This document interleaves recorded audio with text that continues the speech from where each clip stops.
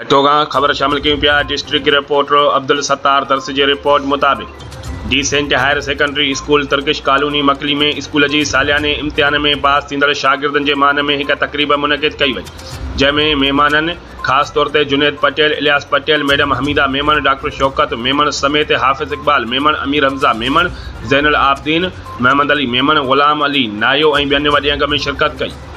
मुनक़िद कयल तकरीब में मैडम शकीला समो और मैडम अफरोज़ मेमन पारां शागिर्दनि में एवॉर्ड तक़सीम करण सां गॾु टीचर्स में कैश रक़म तक़सीम कई वई। उन मौक़े ते ख़िताब कंदे मुक़ररीन चयो त तालीम हर फ़र्द लाइ लाज़मी आहे। तालीम इंसान जी तक़दीर तब्दील करे थी। हुननि चयो त हिन स्कूल जे टीचर्स वॾी महिनत करे ॿारनि खे पोज़ीशनियूं खणायूं आहिनि, जेको संदनि महिनत जो नतीजो आहे।